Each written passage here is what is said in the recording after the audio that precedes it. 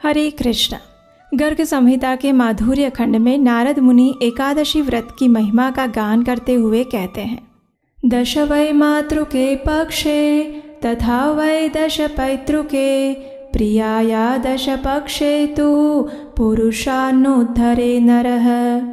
अर्थात जो मनुष्य शुद्ध भक्तिभाव से एकादशी व्रत का पालन करता है वो अपने मातृकुल की 10, पितृकुल की 10 और पत्नी के कुल की 10 पीढ़ियों का उद्धार कर देता है। हमारे सभी शास्त्रों में एकादशी व्रत की महिमा का अनेक अनेक गुणगान किया गया है और इन्हीं शास्त्रों में जब एकादशी व्रत की संपूर्ण विधि की बात आती है तो उसका एक अत्यंत महत्वपूर्ण अंग माना गया है इस व्रत के पारण को। जिस प्रकार कोई भी व्रत करने के बाद उसकी पूर्णाहुति की जाती है जिससे उस व्रत का पूर्ण फल प्राप्त हो, उसी प्रकार एकादशी व्रत की पूर्णाहुति या उद्यापन का कोई प्रावधान हमारे ग्रंथों में नहीं है, लेकिन एकादशी व्रत का पारण अवश्य किया जाता है। उद्यापन उन व्रतों का किया जाता है जो हम किसी भौतिक इच्छा या फिर उद्देश्य को प्राप्त करने के लिए करते हैं, लेकिन एकादशी व्रत परम भगवान श्री कृष्ण की प्रसन्नता के लिए है और उनकी शुद्ध भक्ति प्राप्त करने के लिए किया जाता है। इसलिए हम एकादशी व्रत का उद्यापन नहीं करते बल्कि पारण करते हैं।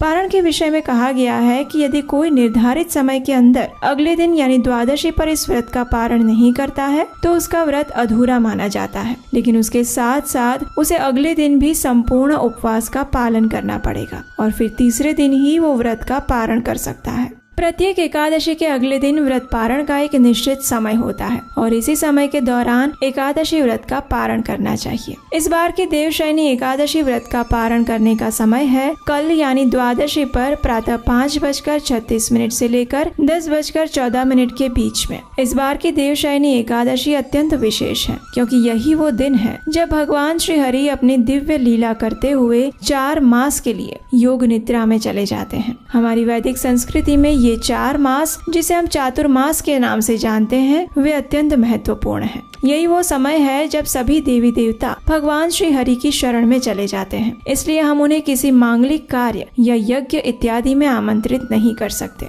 ये वर्षा ऋतु का भी समय होता है, इसलिए भी इस समय में वैज्ञानिक दृष्टिकोण से भी अत्यंत सावधानी रखनी पड़ती है। इसलिए इन 4 मास को सिर्फ और सिर्फ अपनी आध्यात्मिक साधना और प्रगति के लिए सुरक्षित रखा गया है। कुछ भक्त इसी देवशयनी एकादशी से चातुर्मास व्रत का आरंभ करते हैं और कुछ भक्त पूर्णिमा से करते हैं, इसलिए भी हमारे लिए देवशयनी एकादशी महत्वपूर्ण हो जाती है। तो चलिए अब देखते हैं कि आखिर इस देवशयनी एकादशी व्रत का पारण करने की विधि क्या है। कात्यायन संहिता में कहा गया है, प्रातः स्नात्वा हरिं पूज्य उपवासं समर्पयेत् पारणन्तु ततः कुर्यात् व्रत सिद्धौ हरिं स्मरन्।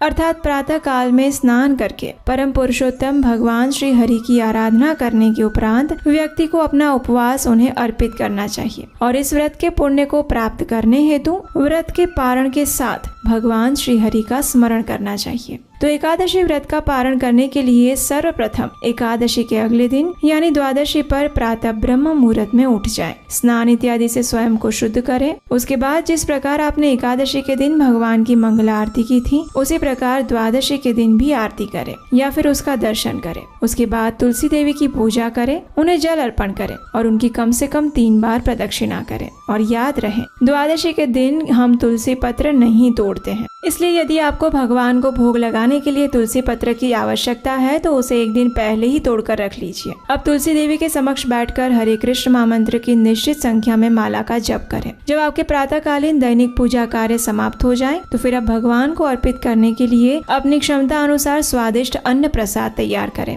उसके बाद उसमें तुलसी पत्र रखकर उसके ऊपर गंगाजल छिड़क कर भगवान को अर्पित करें। और ये सारे कार्य करते करते आप इस बात का ध्यान अवश्य रखें कि आपका पारण समय निकल ना जाए, इसलिए प्रयास करें कि पारण समय से पहले ही ये सारे कार्य समाप्त कर लें। तत्पश्चात यदि संभव है तो अपने घर में किसी वैष्णव या ब्राह्मण को आमंत्रित कीजिए, उन्हें सम्मान पूर्वक आसन प्रदान करिए, उन्हें भगवान का जो भोग लगाया था उसी को प्रसाद रूप में अर्पित करिए। जब वे इस प्रसाद से संतुष्ट हो जाएं तो फिर उन्हें अपनी क्षमता अनुसार कुछ न कुछ दान अवश्य दीजिए। अब देखिए, आप में से कई बार कुछ लोगों ने हमें पूछा था कि अगर हम अपने घर पर किसी ब्राह्मण या वैष्णव को ना बुला पाए तो क्या करना चाहिए। तो ऐसी स्थिति में आपके पास 3 विकल्प हैं। पहला, आप भगवान को भोग अर्पित कीजिए और उसे अपने नजदीक के किसी मंदिर में जाकर पुजारी को या किसी जरूरतमंद को दे आइए, और दान की लक्ष्मी भी आप मंदिर में दीजिए। अगर इस प्रकार भोजन नहीं दे सकते तो कम से कम अपने आसपास के किसी मंदिर में जाकर कुछ ना कुछ दान देकर आइए, या फिर गौ माता को घास या रोटी खिलाइए। अगर आपको लगता है कि इतना भी समय आपके पास नहीं है तो आप घर में ही भगवान से प्रार्थना कीजिए, अपना एकादशी व्रत उन्हें समर्पित कीजिए, और अगर कहीं ऑनलाइन दान देने की सुविधा उपलब्ध है तो योग्य स्थान में ऑनलाइन दान दे सकते हैं। अगर नहीं है तो ये दान की लक्ष्मी आप एक तरफ निकाल कर रख लीजिए। फिर जब भी कभी आप मंदिर में जाएं तो उस समय उस दान को मंदिर में दे दीजिए।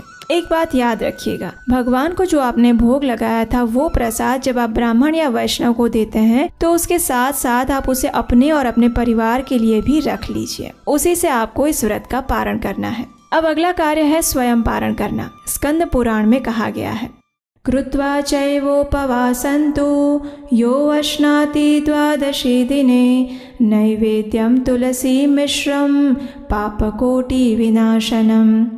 यानी एकादशी व्रत का उचित रूप से पालन करके अगले दिन द्वादशी पर व्यक्ति को महाप्रसाद ग्रहण करना चाहिए और उसी क्षण उसके लाखों पापों का नाश हो जाता है। इस प्रकार वैष्णव भोजन और दान देने के बाद अब पारण समय के अंदर ही आप भगवान से प्रार्थना करते हुए स्वयं भी एकादशी व्रत का पारण करिए। अब जब आप स्वयं पारण करने जा रहे हैं तो सबसे पहले भगवान के समक्ष जाइए, हाथ में गंगा जल लीजिए और अपने एकादशी के दिन जो संकल्प लिया था उसे भगवान को अर्पित करते हुए प्रार्थना करिए।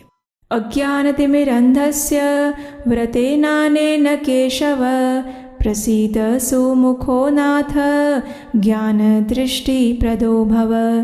हे केशव, मैं अज्ञान रूपी अंधकार से अंध हो रहा हूँ। इस व्रत द्वारा प्रसन्न होकर मुझ पर कृपा करें और मुझे ज्ञान नेत्र और आपकी शुद्ध भक्ति प्रदान करें। इस प्रकार भगवान से प्रार्थना करते हुए एकादशी का फल भगवान के चरणों में अर्पित करें। अब देखिए, आदर्श स्थिति तो यही है कि आप जगन्नाथ जी के पुरी में मिलने वाले सूखे चावल से अपने व्रत का पारण करें। लेकिन अगर वो चावल आपके पास नहीं है तो आप भगवान को अर्पित कोई भी अन्न युक्त प्रसाद लेकर पारण कर सकते हैं। आपने जो भगवान के लिए भोग बनाया था उसी को प्रसाद रूप में ग्रहण करके भी पारण करिए। जिन्होंने निर्जल व्रत रखा था वे जल के साथ पारण करें। जिन्होंने सिर्फ जल के साथ व्रत रखा था वे फल या दूध ले सकते हैं, और जिन्होंने एक समय फल, दूध या एकादशी प्रसाद लिया था उन्हें अन्न युक्त प्रसाद से ही व्रत का पारण करना चाहिए। जब हम पारण करते समय भगवान से प्रार्थना करते हैं तो हो सकता है हमारे मन में अनेक भौतिक चीजों को प्राप्त करने की इच्छा हो, परिवार की कुछ कामना हो, और ये भी संभव है कि हमने किसी भौतिक मनोकामना की पूर्ति के लिए ही ये व्रत रखा हो। लेकिन फिर भी इस इच्छा और मनोकामना को भी आपको भगवान के चरणों में अर्पित कर देना चाहिए और भगवान से यही प्रार्थना करनी चाहिए कि अगर उन्हें योग्य लगे तो ही वे आपकी इच्छाओं को पूर्ण करें, और अगर ये इच्छाएं और मनोकामनाएं आपको भगवान की भक्ति से दूर ले जाने वाली हो तो भगवान उन्हें कदापि पूर्ण ना करें। जब कोई भक्त इस प्रकार पूर्ण शरणागति से भगवान को समर्पित होता है तो फिर भगवान जैसे भगवत गीता में वचन देते हैं कि योगक्षेम वहाम्यहम्, यानी फिर भगवान अपने भक्त की भौतिक और आध्यात्मिक दोनों ही जरूरतों का ध्यान रखते हैं। इसलिए हमें सदैव भगवान से उनकी शुद्ध भक्ति ही मांगनी चाहिए। तो इस संपूर्ण विधि से आप देवशयनी एकादशी व्रत का पारण कर सकते हैं और परम भगवान श्री कृष्ण को प्रसन्न कर सकते हैं। प्रत्येक मनुष्य का कर्तव्य होता है कि हमारी वैदिक धरोहर को संजोकर रखने वाले इन पुण्य व्रतों का स्वयं पालन करें और अपनी आध्यात्मिक प्रगति करें। सनातन शिक्षाओं को प्रसारित करना ये भी महापुण्य का कार्य है, और हमने ये अभियान उठाया है कि हम अपने वैदिक शास्त्रों की प्रमाणित कथाओं को यथा रूप में संपूर्ण विश्व के कोने कोने तक पहुंचाना चाहते हैं। और इस कार्य में अगर आप हमारी सहायता करना चाहते हैं तो स्क्रीन पर दिए गए नंबर पर आप हमें अपना आर्थिक योगदान भेज सकते हैं। इस चैनल को सब्सक्राइब करके और इसे दूसरे लोगों को शेयर करके उनसे भी सब्सक्राइब करवा के आप इस अभियान में महत्वपूर्ण योगदान दे सकते हैं। तो चलिए इस परम पवित्र देवशयनी एकादशी का संपूर्ण श्रद्धा, निष्ठा और नियम पूर्वक पालन करते हैं और अपने परम आध्यात्मिक गंतव्य की ओर अग्रसर होते हैं।